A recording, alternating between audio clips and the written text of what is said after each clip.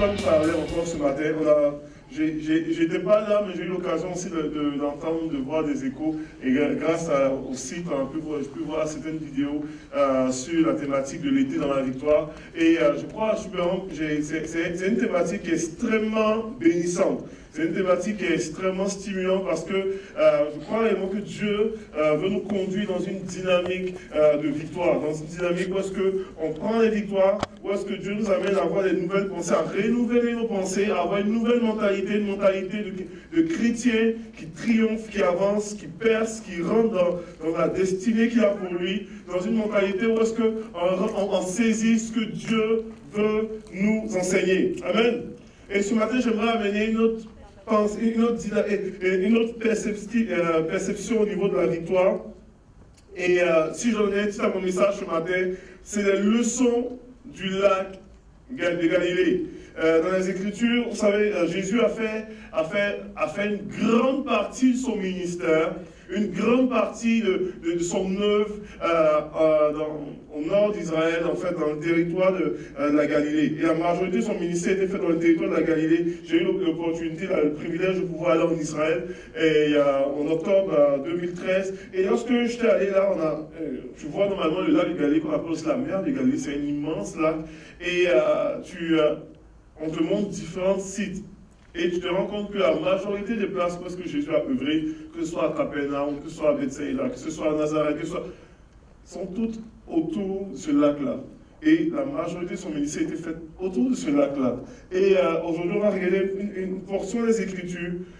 Et à travers, j'ai dit les leçons du lac, parce que à travers l'œuvre qu'il a fait autour de ça, il a aussi enseigné ses disciples, a aussi normalement donné des leçons de vie, des leçons de foi, des leçons pour pouvoir rentrer dans la victoire, des leçons pour pouvoir rentrer dans une percée pour leur vie. Si vous avez votre Bible, iPad, iPod, tout gadget électronique que vous avez, votre cellulaire, vous pouvez regarder normalement dans le livre de Marc, Marc chapitre 4, à partir du verset 36 à 40.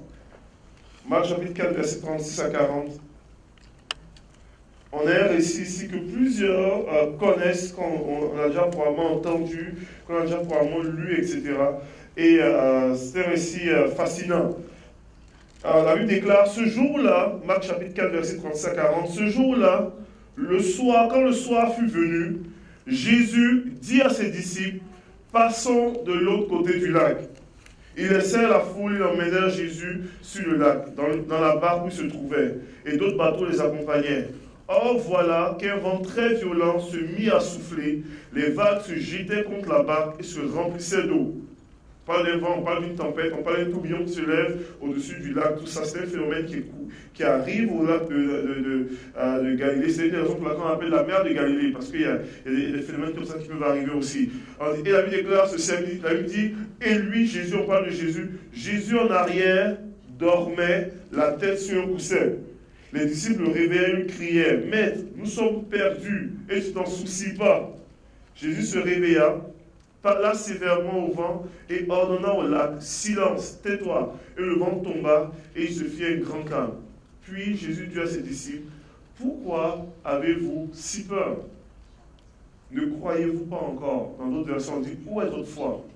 Et c'est un récit assez fascinant, on connaît ce récit assez très particulier, où est-ce qu'il y a une tempête qui se lève. Il y a une tempête qui se lève et il y a toutes sortes de choses qui prennent place là. Et je suis une de mes façons de pouvoir en fait regarder la portion des Écritures, surtout les évangiles, c'est de me mettre dans la peau du disciple, dans la peau des gens qui étaient dans la barque. Comprenez? Et là, tu as normalement les apôtres qui sont là, tu as des gens qui sont des très grands connaisseurs du lac, de la mer, tout ça, parce qu'ils ont vécu là, ils ont travaillé, ils avaient une entreprise même aussi de pêche, qui étaient là comme des gens comme Jacques, Jean-Pierre, qui étaient vraiment des professionnels aguerris dans l'eau. Et tu avais des gens qui avaient moins d'expérience parmi les apôtres. Tu avais des gens comme Matthieu, qui lui normalement était un collecteur d'impôts, que probablement la mer n'était pas son fort. En termes aujourd'hui, c'est un bureaucrate, c'est un inspecteur, tout ça. Et là, ils se trouvent aussi dans le même bateau. Et là, il commence à avoir une espèce de tempête qui prend place là. Et la tempête est tellement forte que même les gens les plus professionnels, les plus aguerris, ont peur aussi. Je ne sais pas pour vous, mais je me mets dans cette peau-là, j'aurais eu un petit peu peur. Et la Bible déclare que le barque se remplit d'une façon particulière et il commence à crier à Jésus, et il pense qu'ils vont mourir. Et Jésus, à travers tout ça, ce qui est fascinant, Jésus, lui, à travers les tempêtes, à travers le bruit des vagues, à travers probablement la barque qui ballottait, à travers tout ce qui prend place là, Jésus dort. Est-ce que vous vous rendez compte un peu? Jésus, et puis là, on lit le passage, on se demande, pourquoi, comment se fait-il, comment est-ce qu'il fait pour dormir quand tout brasse? Je ne sais pas, j'ai déjà eu l'occasion de pouvoir voyager et faire une croisière dans un coin complètement affreux, le Bahamas. Et on devait vraiment pas, il ne faut vraiment pas y aller là, c'est pas beau, c'est vraiment pas beau. Et à un moment donné, on devait normalement, on était à Nassau, on devait aller à Kokoki, c'est une autre île complètement différente, tout ça. Et puis, on était prêt à partir, et puis alors qu'on était prêt à partir, le commandant de bord a décidé de pouvoir repousser le chemin, et puis il a décidé de pouvoir accoster le bateau à Nassau. Et alors qu'il a accosté le bateau à Nassau, il nous a dit, écoutez, compte tenu de la météo, on ne pourra pas normalement faire le voyage, on ne pourra pas normalement partir. Et quand il a dit ça, honnêtement, j'étais déçu. Comprenez, tu payes un voyage, une croisière, toi tu veux voler. Puis là, j'étais comme déçu, c'est qu'on est plat, etc. On ne peut rien faire. Mais je vous dis, il y a eu une de ces pluies et une de ces tempêtes. C'était un véritable paquebot, 15 étages de bateau, immense comme tout ça ou pas. Nous, on était au 4e étage. Et sans farce, il y avait des vagues qui fessaient la vitre de mon 4e, où est-ce que j'étais au 4e étage. Sans farce. Et le paquebot, là, elle était accostée avec des chaînes et tout ça. Mais le paquebot ballottait, là. Et je rendais grâce à Dieu. Je dis merci Seigneur que le commandant a juste accosté. Parce que si on était sur la mer, probablement on aurait vécu vraiment une vraie. J'aurais vécu ce que probablement les apôtres ont vécu ce jour-là. Mais eux, ils avaient une barque, ils n'avaient pas normalement un paquebot. Comprenez-moi un petit peu? Et des fois, dans nos vies comme ça, nos situations, lorsqu'on vit, on vit des vraies tempêtes. Vous voyez, on vit des situations absolument horribles. Des situations où est-ce qu'on se sent ballotté. Où est-ce que, même si on a déjà eu des expériences comme Pierre, Jean-Jacques, même si on était aguerri par rapport aux situations, même si on avait l'impression qu'on était capable de maîtriser, on se rend compte qu'on ne maîtrise absolument plus rien. Et alors qu'on vit des situations comme ça, qu'importe, on ne comprend pas, on a l'impression que dans nos vies, Jésus dort. Je ne sais pas pour vous, mais des situations comme ça, ça m'est déjà arrivé. Comment on fait? On a l'impression que Jésus dort, il ne se soucie pas de la façon dont est-ce que je suis brassé de tous bords, tous côtés, etc. Tout ça. Et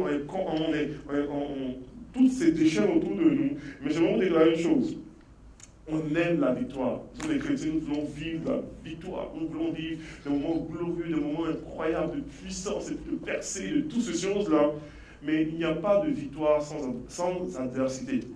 Amen. Il n'y a pas normalement de victoire, de triomphe sans combat, sans de situation d'opposition, sans des situations où est-ce que nous devons faire face avec foi, avec conviction, avec puissance de Dieu, avec grâce de Dieu.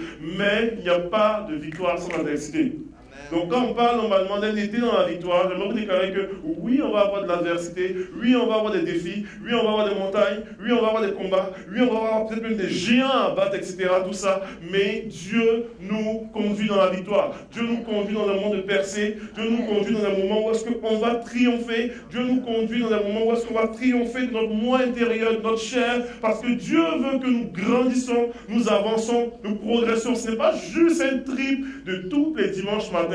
C'est pas juste un trip parce qu'on va prendre du temps ici, et puis on fera le fun, et puis on est content, et puis on rentre chez nous, et puis on passe à dimanche pour le prochain. Je crois réellement que Dieu veut nous amener dans une dynamique où est-ce qu'on rentre dans un moment de victoire, de percée dans nos vies personnelles, mais on grandit en tant que chrétien dans notre foi, on élargit notre foi, on élargit l'espace de notre temps, on avance, on progresse, et on voit Dieu faire une œuvre extraordinaire dans notre vie. Comprenez-moi un petit peu. Lorsqu'on lit ce récit-là, on est vraiment touché par ça, on voit qu'ils ont vécu cette expérience-là. Mais avant cette expérience-là, l'apôtre Pierre et quelques autres apôtres ont vécu notre expérience encore dans le lac Galilée, dans le même lac, dans le même contexte, dans la même situation, Ou est-ce qu'on a l'impression que Jésus les amène au lac pour leur donner des leçons de foi? Le premier, et puis on va voir normalement, une des premières expériences qu'il a vécues, c'était au niveau, la première fois où est-ce que l'apôtre Pierre et puis Jean et Jacques vivent l'expérience, c'est Jésus normalement enseigne au bord du lac. Et à un moment donné, Jésus normalement leur demande une chose, dit avancez en eau profonde pour pêcher. Pêche miraculeuse. Il dit avancer en eau profonde pour pêcher. Puis là ces gars-là, ils ont travaillé, ils sont des professionnels, là. Ils savent ce qu'ils font. Toi, Jésus, tu es un charpentier, tu es un ancien charpentier en fait. Toi, tu es un gars qui connaît comment normalement faire le bois, comment sculpter le bois, et toi, tu es en train de parler à des pêcheurs professionnels, aguerris, qui ont une expérience, et des gens comme Jacques et Jean, ils avaient une entreprise de pêche. Où est-ce qu'ils employaient des gens? Comprenez un petit peu? C'est pas juste une petite bac de rien du tout, et puis on se débrouille, et puis on pagaille, et puis on là. Comprenez un petit peu? Ils vivaient de ça, ils faisaient vivre leur famille de ça. Et Jésus leur dit, ok, bon, allons-y en eau profonde, allons-y pêcher. Puis là, il fait beau soleil, c'est tout beau. Tous les poissons sont en dessous, on oublie ça. Et là, normalement, ils doivent prendre une décision. Et Pierre dit normalement, regarde, on a pêché toute la nuit, on est brûlé, on est cassé, mais sur la base de ta parole, je vais aller jeter le filet. Et il dit, notre vie est stérile, sur la base de ta parole, je vais aller jeter le filet. Et alors qu'il jette le filet, il ne peut plus le retirer parce qu'il y a trop de poissons. Là, il appelle Jacques et Jean, venez m'aider, etc. Et Dieu fait un miracle comme ça. Puis Dieu les enseigne par rapport à la foi, et puis ils sont saisis. Au niveau de la leçon, une des choses qu'on réalise, la leçon 1 au niveau du lac de Galilée, c'est que Dieu peut agir surnaturellement dans la stérilité de ton quotidien. Si tu crois et que tu fais ce qu'il dit. Pour eux, pour ces apôtres-là, à ce moment-là, leur vie était stérile. Ils avaient péché toute la nuit, ils n'avaient absolument rien pris. Et sur la base de la parole de ce que Jésus a dit, Dieu a fait le miracle. Et où est-ce que Dieu les amène dans une leçon de foi, première leçon de foi. Dieu les amène là pour dire, ok, fais ce que je dis et tu vas voir le miracle. Il y a des moments comme ça dans notre vie où est-ce qu'on n'a pas besoin d'avoir beaucoup d'adversité. On fait juste ce qu'on dit et Dieu fait le miracle. Vous êtes d'accord avec moi? On a juste besoin de faire ce que Dieu dit. En fait, Dieu fait le miracle. Il y a quelques mois de cela, on était à la maison, j'étais avec ma mère, tout ça. Et puis, il y avait mon plus grand, Némi, qui faisait une audite. Une audite mal à l'oreille. Donc, et honnêtement, là, je cherchais, comment on appelle, je cherchais les médicaments, je n'avais pas de calmant, d'Advil pour les calmer, etc.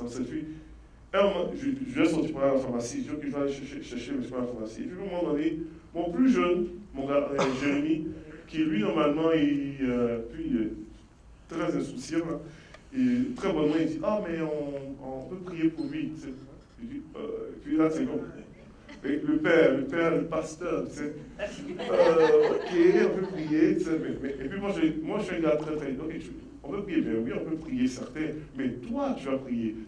Je dis, toi, tu vas, vas-y, prie, et puis si tu crois que Dieu peut le guérir, c'est super, prie. Et puis, je prends le temps, je n'ai même pas pris 2 minutes, je dis, vous savez, et puis lui, il dit, si on prie, je sois guéri. C'est aussi simple que ça. Puis, j'ai raconté plein d'histoires, je raconte des histoires, je lis la Bible le soir et comme ça. Il dit, si on prie, Jésus va le guérir. Point. Ok, ouais, mais parfait, prie. Tu veux toujours discuter, oui, mais ceci. Non, prie. Et il commence à prier. Il commence à prier, il pose les mains à son frère. Vraiment, et puis, une prière vraiment, Seigneur, je te prie que tu puisses guérir Jérémie, etc. Amen. Et puis, il dit Amen comme cela, on est à la maison. Néhémie qui dit, je ne peux plus rien. Les 2 cours, ils descendent. Jérémie qui est complètement content d'avoir vu Jésus guérir. Et son frère est content d'avoir vu. Simplicité là, simplicité, parce que fais ce que Dieu dit, tu dis. C'est extraordinaire. Moi, je suis comme, waouh. Puis, moi, quand il priait, dans ma tête, je disais, oh Seigneur, s'il te plaît, ça va juste battre sa foi. Moi, je sais que tu guéris là, mais si tu réponds. Ouais. Mais Dieu agit comme ça. Et il y a des moments dans notre vie comme cela où est-ce que Jésus nous amène juste à faire juste ce qu'il dit.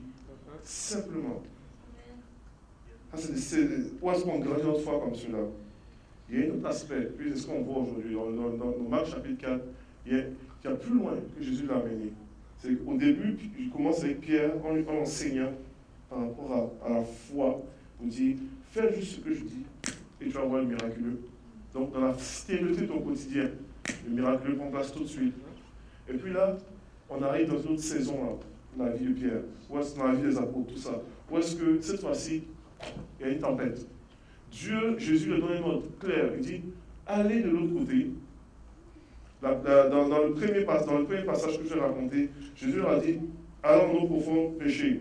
Puis ils sont allés pécher, il n'y a pas eu d'adversité, il n'y a rien eu. Dans la deuxième expérience qu'on vient de lire là, Jésus leur dit, allez de l'autre côté. Mais alors qu'ils s'en vont, adversité. Il y a une deuxième leçon à apprendre là. Et la première leçon, est-ce que tu fais ce que Dieu dit? Il y a le miraculeux. La deuxième leçon, dans la tempête celui-là, ce n'est pas parce que Dieu a parlé qu'il n'y a pas d'adversité. Comprenez-moi, monsieur? Dans la première leçon, il a parlé, le miracle arrive tout de suite. Dans la deuxième leçon, c'est parce qu'il a parlé qu'il n'y a pas d'adversité. Et ça, je vais essayer de pouvoir briser certains concepts des chrétiens aujourd'hui, où est-ce qu'on pense que quand Dieu parle tout de suite, il faut qu'il y ait un miracle, il faut qu'il y ait ouverture, il faut que... puis lorsqu'il y a des problèmes, on se demande, est-ce que Dieu a réellement parlé? C'est-tu vrai que Dieu a parlé? Oui, des fois c'est vrai que Dieu a parlé. C'est vraiment, mais vraiment vrai.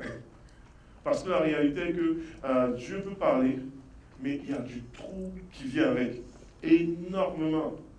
Dieu a parlé à Joseph de pouvoir qu'il allait normalement mettre au-dessus de ses frères. Et tout ce qui a suivi, les 13 années qui ont suivi, ont été des années vraiment de trouble. Comprenez un petit peu? Dieu a parlé, est venu a parlé au sujet de David, pour dire j'ai choisi un futur roi selon mon cœur. Et les années qui ont suivi, étaient des années de fugue de David. Comprenez un petit peu? Dieu peut parler de façon extraordinaire sur la vie de quelqu'un. Dieu a parlé à Abraham, pour dire ça père d'une multitude, mais il a passé des années sans rien, avec 0 enfant, à un point tel qu'il se demandait si est-ce que la promesse de Dieu va venir ou pas. Et lorsque Dieu même annonce à Sarah qu'elle va avoir un enfant à travers les 3 messagers qui sont venus, etc., Sarah ne croit même pas, elle rit, parce qu'elle a âgé de 89 ans à ce moment-là. Elle a eu son enfant à 90 ans. Et vous comprenez, moi je suis un gars très visuel. Je dis, misère, 89 ans, je tombe enceinte, il me semble que c'est compliqué. Vous êtes d'accord avec moi, hein? Ça va? Et il y a une dynamique parce que à un moment donné, il y a de l'adversité là. Puis, pour Sarah, c'était l'adversité de ses propres pensées. Nous, on dit, tout est possible à Dieu. Oui, c'est vrai, tout est possible à Dieu. Là. Mais imaginez quelqu'un de 89 ans là. Il n'y a pas de péridurale quand tu accouches en passant. Comprenez-moi un petit peu? Il me semble que c'est un peu plus compliqué que ce qu'on pense. Il y a une réalité qu'elle a. Et il y a de l'adversité. Peut-être dans ta vie aujourd'hui, alors que Dieu a parlé, il y a plusieurs zones d'adversité. Tes propres pensées peuvent normalement être une adversité. La situation, les choses de la vie peuvent devenir des adversités. Des choses où est-ce que tu dis non, ça ne se peut pas. Où est-ce que les problèmes qui arrivent, il y a toutes sortes de situations, quoi. Il y a toutes sortes de choses qui peuvent être des adversités. Ou qui peuvent compliquer la tâche plus que la normale. Je travaille normalement en prison. Et une des choses que j'avais eu une conviction incroyable. Je dis, ok, je veux vraiment... Dieu a commencé à agir au niveau de certains dans mes activités. Puis je dis, ok, je planifie à faire un événement d'envergure en prison. Puis je vais prendre le gymnase, je vais réviser le gymnase, on va préparer normalement Noël, etc. Tout ça. Et honnêtement, je n'ai pas eu des tonnes d'adversité, mais j'en ai eu. Parce que premièrement, ça ne s'était jamais fait. C'est jamais fait normalement dans la prison où est-ce que je suis. Et puis deuxièmement, je suis allé voir les personnes en question, les responsables. Puis il y a certains qui me disent, écoute, normalement on peut en passer 85 personnes détenues dans une salle, là, oublie ça, on ne peut rien. On va le canceller, on va l'annuler, écoute, ce sont des bandits, Et vraiment, on faisait comprendre que, écoute, là, tu as des criminels là-dedans, là, écoute, dans ta prison, quoi, tu as la mafia italienne qui est là, tu as normalement les Blue Cliffs de Montréal qui sont là, écoute, tu as quelques ailes qui sont... On ne peut pas normalement mettre jusqu'à 85 personnes là. C'est juste trop dangereux, puis ça prend trop de gars, tout ça. oui, je comprends ça, et puis, mais en même temps, mon cœur brûle pour voir Dieu. Et puis, je dis que je me sens très bien, et puis, toutes les démarches, à travers les, finalement, rencontrer la directrice, tout ça, puis parler de la situation des choses, et puis, je dis, est-ce qu'on peut autoriser beaucoup de monde à être là pour l'événement? Elle dit combien? Je dis, mais moi je vise au moins 150. 150 là, c'est presque la moitié du peine. Et vous savez quoi? Ok. Comprenez un petit peu? On va trouver une solution, on va arranger quelque chose, mais au moins, on va pouvoir permettre au moins à tous ceux qui veulent venir être là. Je crois qu'il y a une dynamique parce que même dans l'adversité, on a besoin de pouvoir faire confiance à ce que Dieu dit. Et quand Jésus les adresse, Jésus les répond pas. Jésus accepte qu'il le réveille. Mais Jésus encore amène toute la dynamique de quoi? La foi. Pourquoi avez-vous si peur? Où est votre foi?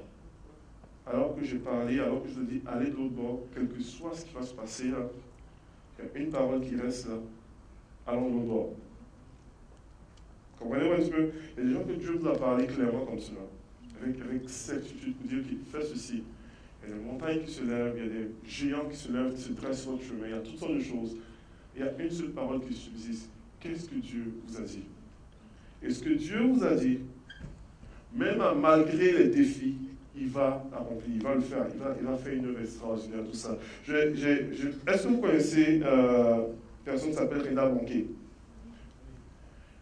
On va mettre la prochaine diapositive. Vous ne connaissez pas, c'est un évangéliste normalement qui œuvre en Afrique, qui est probablement la personne qui rassemble le plus, en termes de ses campagnes d'évangélisation, qui rassemble le plus de monde dans le monde, dans ses campagnes d'évangélisation.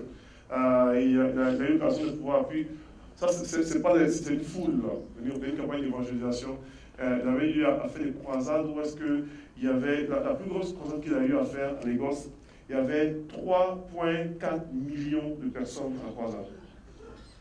Ça commence à être beaucoup, là. Vous voyez un petit peu? 3,4 millions de personnes, et en une seule soirée, alors qu'il prêche l'évangile, tout ça, quoi, et on donne des cartes de décision à ceux qui veulent accepter Jésus, qui signent, en une seule soirée, ils ont amassé 1 million de cartes de personnes qui ont signé pour accepter Jésus. En une seule soirée. Ça, c'est la prochaine évangile. Et, alors, c'est un homme de Dieu extraordinaire, incroyable, miracle, guérison. J'ai eu l'occasion de pouvoir assister à une de ses croisances en Côte d'Ivoire et à une de ses conférences qu'il a fait ici à Toronto, à Ottawa. Et honnêtement, c'est un homme de Dieu extraordinaire, très stimulant, etc. Tout ça. Et la gloire de Dieu qui se manifeste, les paralytiques, les aveugles qui voient, tout ça. Mais je vais vous raconter plus son histoire de ses débuts, l'adversité qu'il a vécue. Aujourd'hui, on le voit et puis il rayonne de façon extraordinaire. Depuis l'an 2000 jusqu'à aujourd'hui, dans ces différentes croisances qu'il a fait, il y a eu plus de 50 millions de personnes qui ont accepté Jésus. C'est plus que la population canadienne, ça, là. En 2000, plus de 50 millions de personnes ont accepté Jésus dans ces différentes croisances d'évangélisation. Mais, alors qu'il c'est un Allemand, il est d'origine allemande, il est normalement dans les années 40, tout ça, très vite il devient chrétien, il est fils de pasteur, et Dieu ses mains dans son cœur par rapport à l'Afrique, pour être missionnaire, tout ça. Et il va au collège biblique au Pays des Galles, en Angleterre, au Pays des Galles, au Royaume-Uni. Et alors qu'il finit sa formation, il revient en Allemagne, il est pasteur d'une église pentecôtiste, une église à Hambourg, tout ça, pendant 7 ans. Donc, et c'est 7 ans de vous comprenez, monsieur? On essaie de faire grandir l'église ne grandit pas. Et puis après ça, lui, il voit que son cœur brûle pour l'Afrique. Son cœur brûle pour l'Afrique. Je veux être missionnaire, je veux être missionnaire, je veux être missionnaire, je veux être missionnaire. Et Dieu parle déjà là, à ce moment-là, que lorsqu'il va aller en Afrique, il va être un des plus grands catalyseurs de réveil pour l'Afrique entière, tout ça. Dieu lui parle par rapport à ces choses-là. Pour lui, il est convaincu qu'il va en Afrique, ça va être un boom, un vrai boom, tout ça. Et finalement, il a accepté pour aller comme missionnaire. Il va comme missionnaire au Lesotho, dans un pays africain, petit pays africain qui est englobé par l'Afrique du Sud. Et alors qu'il va là, lui c'est là, lui c'est l'heure de gloire. Dieu m'a amené là, enfin, je suis missionnaire, tout ça. Et il commence normalement une œuvre. Pendant 8 ans, zéro croissance. 8 ans, on le voit, on dit, comment ça, il rassemble des millions de personnes. Mais pendant 8 ans, l'œuvre qu'il faisait, zéro croissance. il avait de la difficulté, normalement, c'est une église d'à peu près une cinquantaine de personnes, et il avait la difficulté, on dirait jamais ça, on dirait, c'est rien à manquer là. Il avait la difficulté à faire grandir une église de 50 personnes en Afrique. Ça ne va pas bien là. Parce qu'on dit souvent, en Afrique, là, tu mets juste la musique, tu mets juste que les gens viennent tout seuls. Mais là, il était en Afrique, là, puis il avait la difficulté à faire grandir une église d'une cinquantaine de personnes pendant 8 ans. Puis après ça, Dieu le conduit normalement à pouvoir mettre des tentes mobiles, tout ça. Et il met des tentes mobiles, et il avait sa plus grosse tente, et puis il commence à avoir des gens qui se convertissent, quand des gens qui viennent, tout ça. La plus grosse tente que lui, il n'a jamais espéré qu'il a commencé à avoir là, au début, parce que là, le rêve sans mourir tranquillement, c'était 800 personnes. Et il faisait des tentes mobiles de 800 personnes comme cela. Jusqu'à un moment donné, il y a eu une méchante adversité. Il ne pouvait plus normalement, il a perdu sa tente. Il ne pouvait plus normalement tenir sa réunion sur sa tente. Et qu'il a perdu sa tente, lui, il s'est mal l'église, ça y est, c'est fini, il faut qu'on trouve des solutions. Dieu lui a dit, plus jamais, tu vas pouvoir tenir une réunion dans une tente. Parce que la foule sera trop nombreuse. Et c'est parti comme ça, dans une percée. Comprenez un peu? Alors que c'était de l'adversité, là. C'était dans un contexte d'adversité. Où est-ce que le miracle a pris grâce? Et il y a des moments comme ça où est-ce que Dieu te parle, Dieu te fait des choses par rapport à ta vie, par rapport à ta famille, par rapport à ton travail, par rapport à ton milieu. Puis, tu as l'impression que c'est que l'adversité à l'adversité. Et des fois, là, c'est juste une préparation par rapport à la percée miraculeuse. Il faut juste faire confiance à ce que Dieu dit. Amen.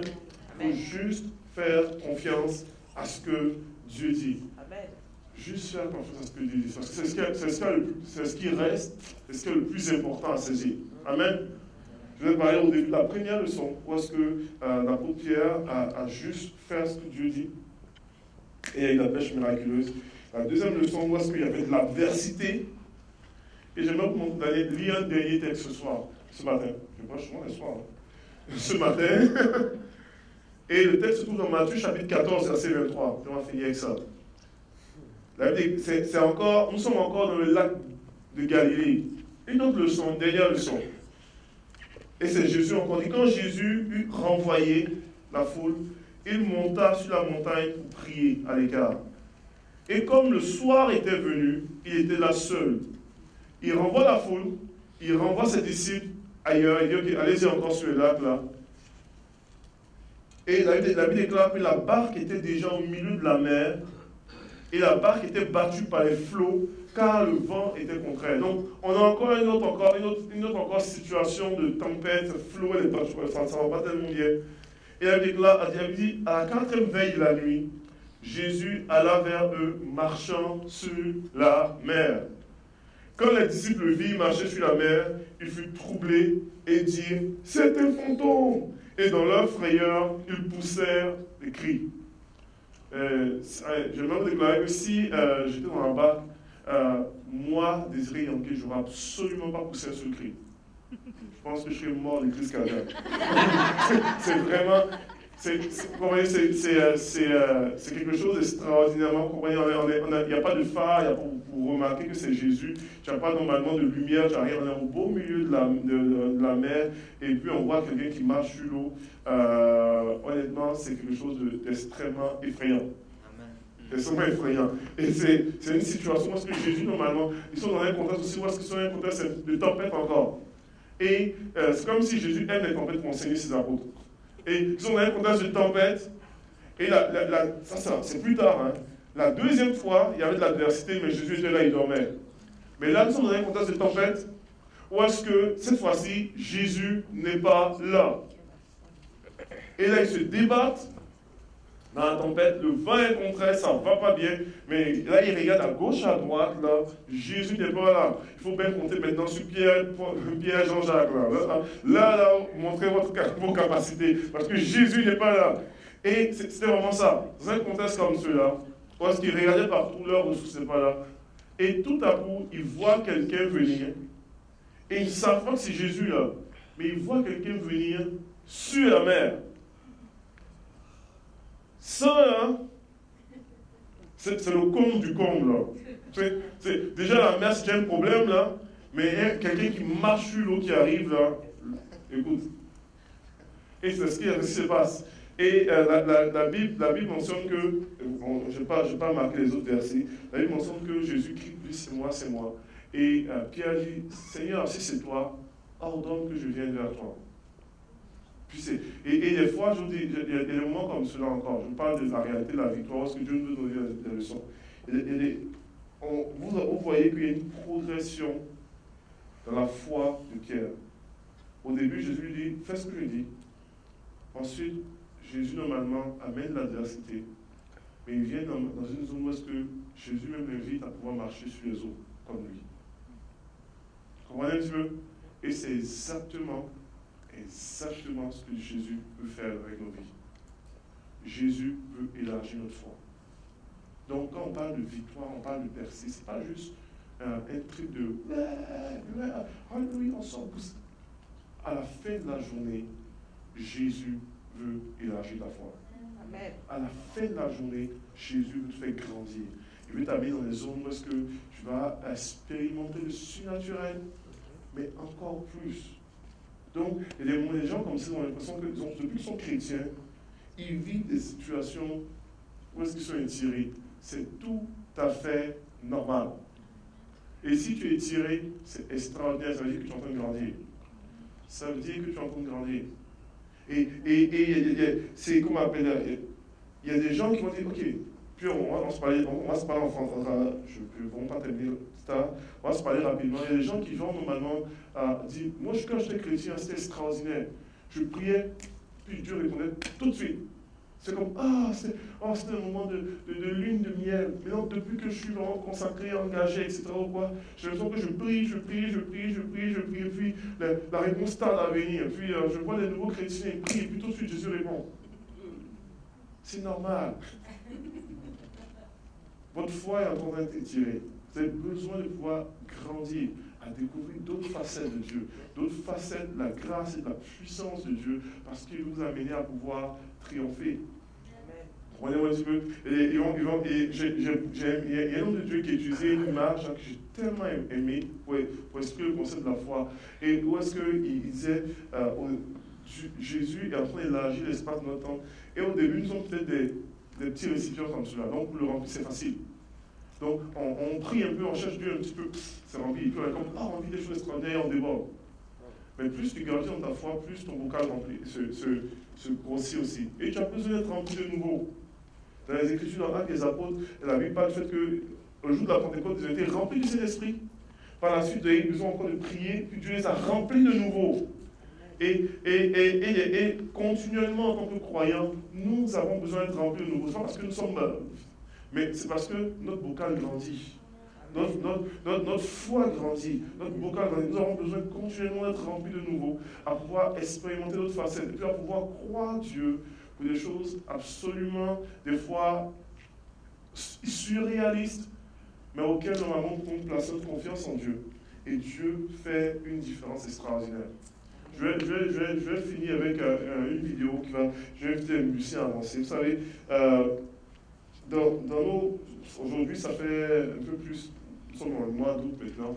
Et je me suis converti au mois d'août 95. Ça fait 19 ans que je me suis converti, engagé à suivre Jésus. Et honnêtement, je me rappelle comme si c'était hier.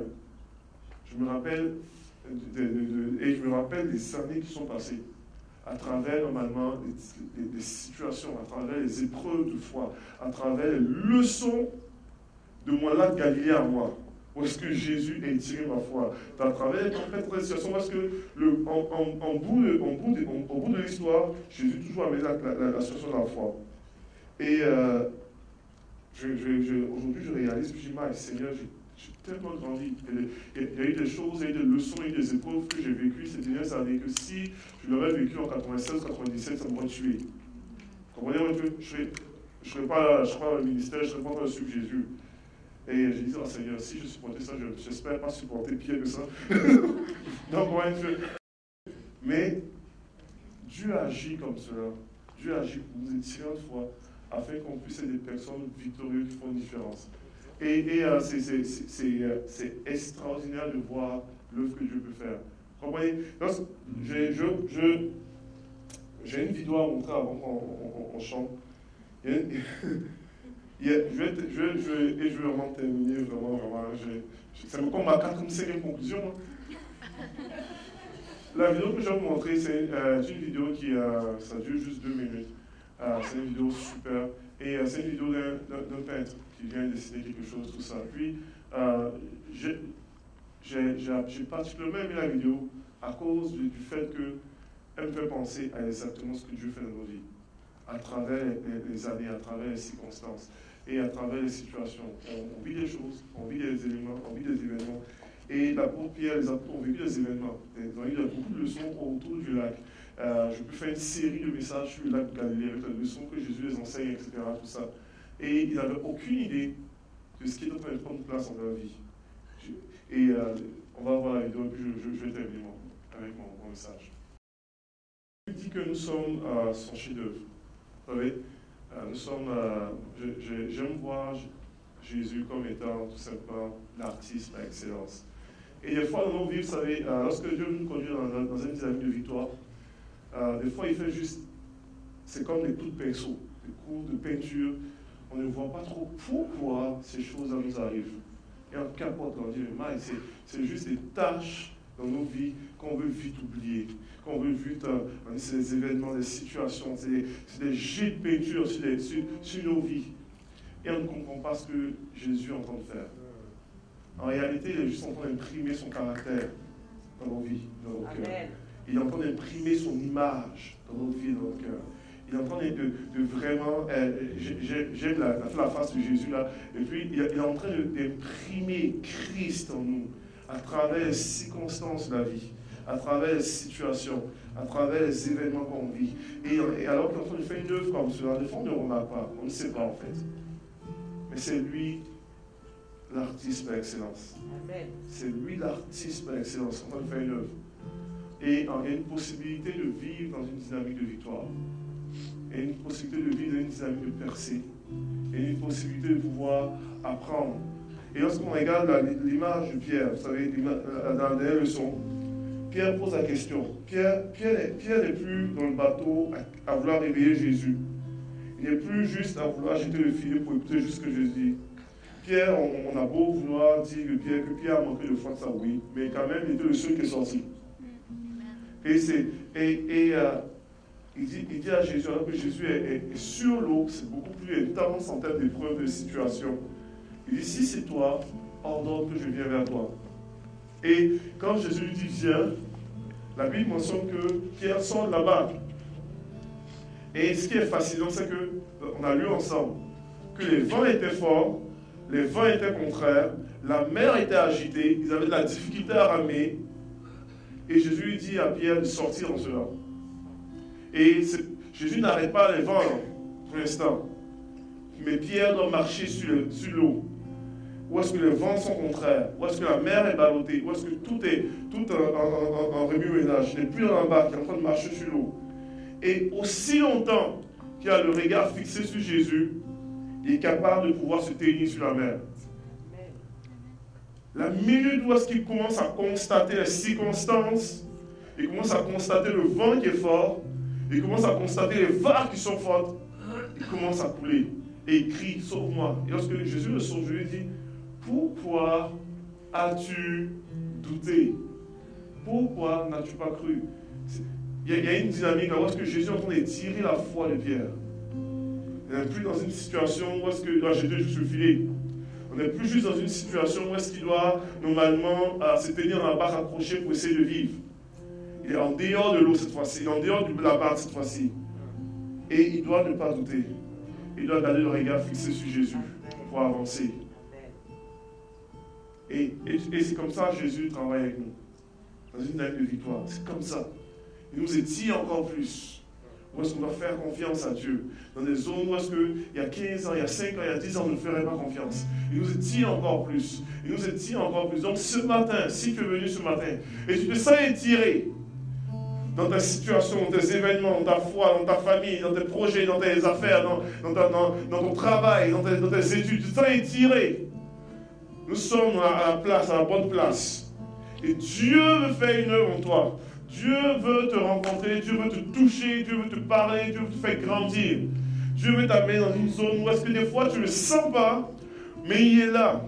Ou est-ce que des fois tu as l'impression qu'il n'est pas là, mais il est là.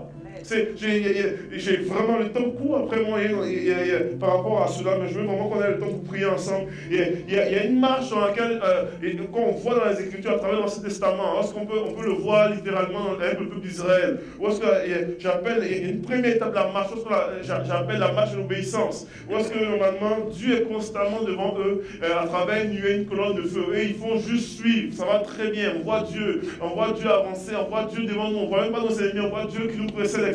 Tout ça. Et il y a une autre forme de marche dans la vie chrétienne, où est-ce que on a l'impression que Dieu n'est pas juste devant nous, mais il se met juste à l'autre côté. Et David le décrit très bien. Il dit lorsque je marche dans la vallée de l'ombre de la mort, je ne crains aucun mal, car tu es avec moi. C'est que le danger est devant. Les géants sont devant. La vallée de l'ombre de la mort est devant. Je suis capable de voir le danger. Je suis capable de voir toutes ces choses-là. Mais je suis capable de dire aussi que Dieu est avec moi et je n'ai pas peur. Et cette marche, j'appelle ça un peu la marche de communion, où est-ce que tu vois Dieu constamment à côté de toi face au danger. Mais il y a encore une autre forme de marche. Dans Genèse chapitre 17, la Bible déclare que c'est Dieu qui parle à Abraham en disant: Abraham, marche en avant de moi. Et toi, sois intègre. Ou est-ce que, c'est fascinant, et c'est ce que l'apôtre Pierre et les apôtres ont vécu. Ou est-ce qu'ils regardent à gauche, à droite, ils ont littéralement l'impression qu'ils sont seuls. Ou est-ce qu'ils voient les dangers devant, ils voient les vagues, ils voient tout devant. Et puis ils disent: mais Jésus n'est pas là. Dieu n'est pas là. Et cette marche, j'appelle ça la marche de consécration. Ou est-ce que, parce que Dieu n'est pas là, en fait, il est là et il veut voir ce que tu feras. Si tu continueras à lui faire confiance.